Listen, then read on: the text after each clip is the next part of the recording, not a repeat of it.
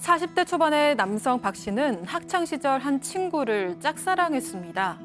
평범하게 이를 데 없던 그와 다르게 그녀는 외모도 뛰어났고 성격도 좋아서 또래 친구들의 인기를 독차지했는데요. 박 씨는 고백 한 번 못하고 그녀가 다른 남성과 결혼했다는 이야기만 전해 들었을 뿐이었습니다. 그런데 15년 후 사회인이 된 박 씨는 그녀와 우연찮게 재회하면서 또다시 사랑에 빠졌습니다. 사별한 그녀에게 마침내 청혼을 했고 그녀의 아이까지 입양했는데요. 하지만 안타깝게도 박 씨의 행복은 오래가지 않았습니다. 박 씨에게 무슨 일이 벌어진 걸까요? 자, 실제 사례를 저희가 특정될 수 있기 때문에 조금 각색을 했다는 점 먼저 말씀드리겠습니다. 자, 첫사랑과 결혼한 남성에게 무슨 일이 있었을까요? 일단 그 첫사랑이 시작됐던 학창 시절로 가보죠.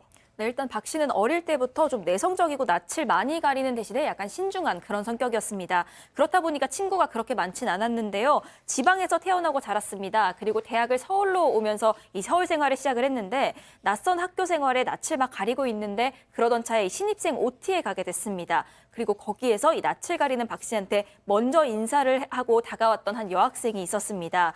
이 여학생은 외모도 돋보였지만요. 행사에도 적극 참여하고 다른 친구들을 배려하는 친구였습니다. 그야말로 첫눈에 반해버렸는데 그 이후에도 이 여학생은 박 씨만 보면 늘 반갑게 인사를 했는데 정작 박 씨는 이 친구에게 말도 제대로 못 붙여왔다고 합니다. 첫사랑에 빠졌습니다. 네. 근데 슬쩍 뭔가 말이라도 좀 걸어봤으면, 그렇죠. 어. 근데 뭐 우리 얘기했던 우리 첫사랑들이 다 좀 이렇기도 한데 이 주변에 이 그녀를 좋아하는 사람들이 많았던 것 같아요. 아이고. 인기도 좋고 또 외모도 좀 탁월하고 그러다 보니까 내가 말 걸어서 되겠나 이런 생각도 계속 했던 것 같은데 근데 이 박 씨 지금 얘기 들어보면 공부만 해요. 까톱입니다. 공부를 상당히 잘하다 보니까 과에서 공부 잘하다 보니까 이 여성이 이 공부를 같이 하자라고 다가오기도 하고요. 밥도 같이 좀 먹자로 얘기도 하기도 하고 차도 같이 먹으면서 약간 두 사람이 이렇게 좀 만나는 게 많았다고 합니다. 기회는 있었잖아요. 기회가 지금 왔죠. 그 와중에 이 박 씨가 그녀가 박 씨한테 너 나 좋아하지? 라고 이제 물었는데 그럼 그럼 되잖아요. 예. 뭐 아니다 이렇게 완강하게 부인을 했다고 합니다. 이 겁쟁이. 겁쟁이. 예, 겁쟁이. 아유, 그렇습니다. 근데 지금 박 변호사처럼 그렇게 강하게 표현한 건 아니고 소심하게 얘기했을 거예요. 어찌됐든 간에 마음을 별렀지만은 결과적으로는 표현을 못했습니다. 그리고 시험 끝나고 단둘이 있을 기회는 없었어요.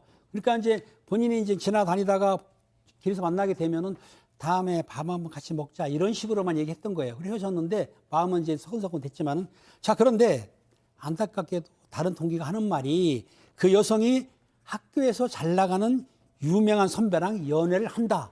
이 말 딱 듣는 순간 이 남성은 자기 마음을 딱 접었던 거죠. 포기를 했던 거예요. 포기하면 안 되는데요. 포기를 했습니다. 근데 이제 그 여자 입장에서 볼 때도 굉장히 바빴지 않습니까? 왜? 잘 나가는 선배랑 연애를 하니까. 그런데 이제 박 씨가 가끔 연락을 했는데도 연락을 안 받았던 거예요. 시간이 지났습니다. 졸업을 하게 됐습니다. 근데 이제 그 박 씨는 전문직 시험에 합격을 했습니다. 그리고 그 후로는 내가 좋아했던 그녀의 소식을 전혀 듣지를 못했던 거죠. 예. 자, 그런데 그랬던 나의 첫사랑 그녀와 다시 만났다는 건 도대체 무슨 얘기일까요? 네, 그랬어요. 박 씨는 그 사이에 이제 연애는 몇 번 했는데 결혼은 안 하고 있었어요. 이제 이 전문직 시험에 통과는 해서 전문직을 가지고 있었고요.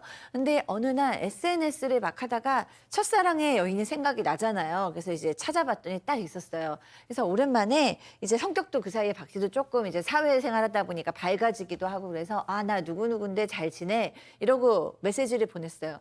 근데 며칠 후에 답이 온 겁니다. 안녕, 반갑다, 친구야. 뭐 이렇게 하면서 뭐 인사를 하게 됐고 그러면서 이제 연락처도 주고받게 되고 문자도 가끔 하게 되면서 드디어 15년 만에 우리 만나자라고 얘기를 해서 이제 만남이 성사되었습니다. 야, 약간 그 우리 가족 여러분들 영화 건축학개론 약간 냄새가 스멀스멀 난다고. 자, 끝까지 그렇게 되는지 한번 볼게요. 자, 어떻게 첫사랑은 그냥 우리 가족 여러분들 하고 지나가서 제가 못 봤는데 딱 추억으로만 남겨놔야 된다라는 얘기를 하셨는데 어떻게 됐어요? 네, 일단 만났는데 어. 여성 정말 그대로였습니다. 아. 여전히 예뻤고 여전히 착했습니다. 좀 좋아. 두 사람은 옛날 이야기하면서 정말 시간 가는 줄을 몰랐는데 그러다가 이 여성 어떻게 지냈냐고 근황을 물어봤습니다. 그랬더니 이 여성이 갑자기 급격히 얼굴이 어두워지는 겁니다. 아이고야. 그러면서 털어놓은 얘기가 졸업한 뒤에 그 선배랑 결혼을 했고 같이 미국 유학을 가서 아들도 하나 낳았는데 사고로 이 남편이 숨졌다는 겁니다. 아. 그래서 이 아이만 데리고 다시 한국으로 돌아와서 살고 있다고 했고요. 그러면서 유치원생인 아들을 자기가 키우면서 직장 생활하고 있는데 양육이랑 일을 같이 하다 보니까 너무 힘들다. 이런 얘기를 털어놨다고 합니다. 자, 일단 박 변호사님 혹시 첫사랑 만나신 적 있어요? 저희 와이프입니다. 여기서 계속 만나고 있습니다 지금. 여기서 예. 웃어주면 되는 건가요? 아니요, 저녁 때도 만날 겁니다. 예, 첫사랑. 예. 자, 팀장님. 네. 일단 그 남편이 사별했다는 건 뭐가 됐든 참 유감스러운 일입니다만 뭐가 됐든 그렇다고 해서 15년 만에 만난 첫사랑과 또 헤어지는 것도 좀 그렇잖아요. 그렇습니다. 박 씨 입장에서 이제 그 여성을 만났는데 자기 마음이 변하지 않고 그 향한 마음이 그대로 있다는 걸 알게 된 거예요. 그래서 박 씨는 그녀에게 교제를 제안했습니다. 그래서 만나자고 했는데 그 여성분은 박 씨에게 미안한 마음이 있었던지 거절했습니다. 그런데 박 씨가 계속 구애하는데 우리가 속된 말이 있습니다.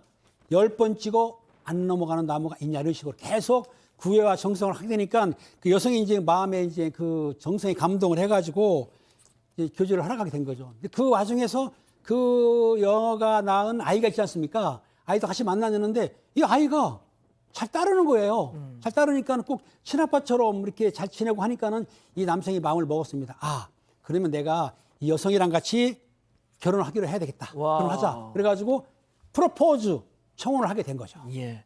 드디어 일단 첫사랑과 뭐 약간의 우여곡절은 있었지만 결혼을 하게 된 건데 자, 행복해야 되잖아요.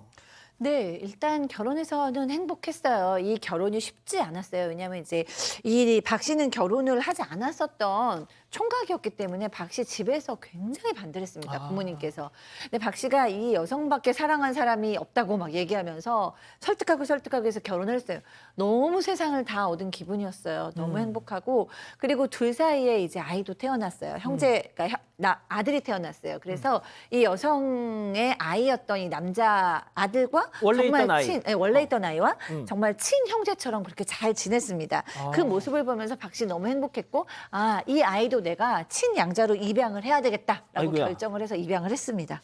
자, 일단 지금까지는 해피엔딩이란 말이죠. 그러니까 박 씨 입장에서는 자신이 그토록 바라던 그야말로 완벽한 가정이 생긴 셈이라서 정말 행복했다고 합니다. 그런데 얼마 지나지 않아서 법원에서 웬 서류 하나가 왔습니다. 그리고 그 내용을 보고 박 씨는 정말 충격을 받았는데 바로 아내가 유부남인 상사랑 부정행위를 저질러서 그러니까 불륜을 해서 그 상사의 부인으로부터 상간녀 소송이 들어온 거였습니다. 아내한테 어떻게 된 일이냐고 물어봤더니 박 씨 만나기 전부터 이 상사가 굉장히 좀 잘 대해줬었는데 안 되는 걸 알았지만 그 당시에 너무 많이 외롭고 지쳐서 상사한테 기대왔다. 결혼하고 나서는 관계를 끝내려고 했지만 그렇게 못해서 지금까지 계속 왔나왔다. 이렇게 털어놓은 겁니다. 그런데 이 두 사람 관계를 상사 부인이 좀 뒤늦게 알게 되면서 결국 이혼 위기가 왔다고 하고요. 이 아내에게까지 소송을 제기하게 된 거였습니다. 아유, 이게 또 무슨 소리예요, 또 소장님 이거.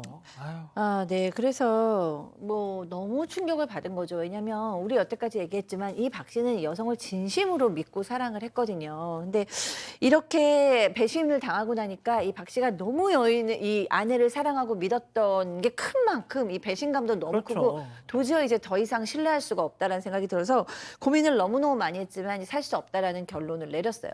아내는 난 정말 이제는 안 만나겠다. 어떻게 하다 보니까 그렇게 된 거지만 나도 이 가정이 너무 소중하다. 한 번만 봐달라 이렇게 얘기했지만 박 씨가 너무 이제 마음의 문이 닫혔기 때문에 어렵다라고 얘기를 했고 아내도 당신이 뭐 그렇게까지 날 용서할 수 없다면 할 수 없다. 그냥 받아들이겠다라고 얘기했는데 이제 문제는 뭐냐면요. 문제는 입양한 그 아들 있잖아요. 아, 그 아들이 어쨌든 입양을 했으면 내 아들로 받아들이겠다고 한 건데 그렇죠. 또 바로 이제 아들을 버리는 것처럼 되잖아요. 그러니까 이 아들에 대한 마음이 박 씨가 상당히 좀 지금 마음이 아프고 괴로운 상태입니다. 자, 입양한 큰아이는 사실상 이 첫사랑, 이 아내 이혼을 결심한 이 아내와의 접점 때문에 내 양자로 데려온 건데 지금 이혼을 하게 생겼으니 하하.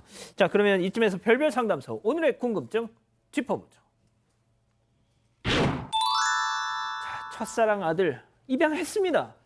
아, 이게 진짜 지금 상황만 놓고 보면 다시 파양을 이게 해야 될 수밖에 없는 상황이 예? 자, 문제가 좀 있습니다. 이제 입양이 이제 두 가지가 있어요. 일반적인 입양이 있고 양자를 삼는 친양자 입양이라고 있는데 지금 박 씨 같은 경우는 친양자 입양을 했습니다. 일반 입양은 어떻게 차이가 나냐면 자신의 법률적 자녀가 되긴 한데 이 친부모도 존재를 하고 양부모도 존재하는 두 가지가 존재하는 그런 이제 입양인데 친양자 입양은 뭐냐면 이 법률상으로 친부모는 없어지고 본인이 친부모가 되는 겁니다.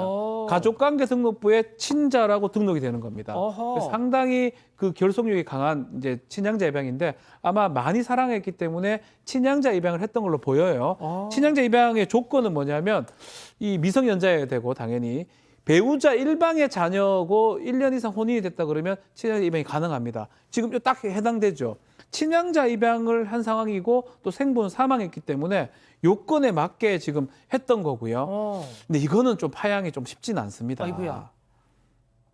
쉽지 않아. 그럼 어떻게 해요, 그럼? 그러니까 이게 사실은 친양자 입양하면 자기 자식이 되는 거거든요. 예. 뭐 일반 입양도 마찬가지긴 하지만 그렇다면 입양을 해제할 수 있는 사유가 있어야 돼요. 뭐 학대라든지 아니면 뭐 다른 것들 유기라든지 이런 사유가 있어야 되는데 지금은 부모 두 사람의 관계가 된 거거든요.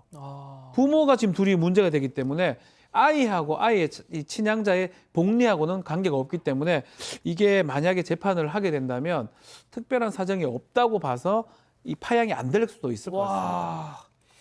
야, 그러면 일단 이혼은 해도 네. 이 아이는 계속 내 내 아이가 아이죠. 마찬가지죠. 사실은 두 사람이 결혼하고 있다가 내 아이가 됐는데 이혼한다 해가지고 이 아이가 내 아이가 아닌 게 아니잖아요. 벌써 그런 법적인 관계를 형성하기 때문에 특별한 사정이 있느냐 없느냐 이 부분을 좀 봐야 될 것 같습니다. 예. 자, 일단 그러면 팀장님부터 좀 시간 관계상 좀 짧게 좀 한마디씩만 부탁드릴게요. 그래서 이혼하는 건 좋은데 둘 사이에 난 아들은 어떡합니까? 또 친양자 파양하기도 힘들고 그렇다고 한다면 여자한테 용서를 받고 각서를 쓰고 다시 결합해 사는 것이 어떨까 하는 마음이 듭니다. 자, 소장님은요? 네, 참 4명 모두에게 비극적인 상황이네요. 이 네. 박 씨도 이 아내도 참 다시 얻은 행복이 깨지는 순간인데 저는 어른들은 본인의 선택과 이 책임을 각자가 지어야 되는 인생을 사는 거고요. 두 아이가 심히 걱정스럽습니다. 특히 이 원래 있던 이 큰 아이 같은 경우에는 원래 낳아준 친부는 사망을 했기 때문에 아빠를 한번 잃었던 아이예요. 그런데 이제 다시 정말 다시 새 아빠가 생겼어라고 생각하고 크다가 이 아빠는 또 나를 파양하고 싶어 한다? 그럼 이 아이는 정말 하나의 잘못도 없이 너무 큰 상처를 어렸을 때 받는 거거든요. 그러게요. 그렇기 때문에 굉장히 신중하셔야 되고 만약에 이혼을 하신다고 생각이 드신다면 괴롭겠지만 아이들의 복리와 안전이 최우선이 되어야 한다. 두 아이 다 마찬가지지만 큰아이의 경우는 더욱더 그렇다고 생각합니다. 자, 우리 가족 여러분들 참 되게 안타까워하십니다. 네, 라마니아 님도 아이는 무슨 죄인가요? 하셨고요. 고망주님, 파양은 해야죠. 괴로움은 시간이 해결해 줄 거라 믿습니다. 하셨습니다. 하지만 여행 스케치님, 아무리 그래도 파양을 어떻게 하나요? 김포 님도 아기는 물건이 아닙니다. 하셨고요. 페이스오프 님도 모든 걸 다 주니까 우습게 알고 무시당한 것 같아요. 이런 의견 주셨습니다. 야, 오늘 참 되게 좋게 시작했다가 참 끝이 좀 그러네요. 자, 별별 상담소 일단 이 정도로 정리하고요. 가족 여러분, 잊지 마시고 구독과 좋아요 알림 설정 여기.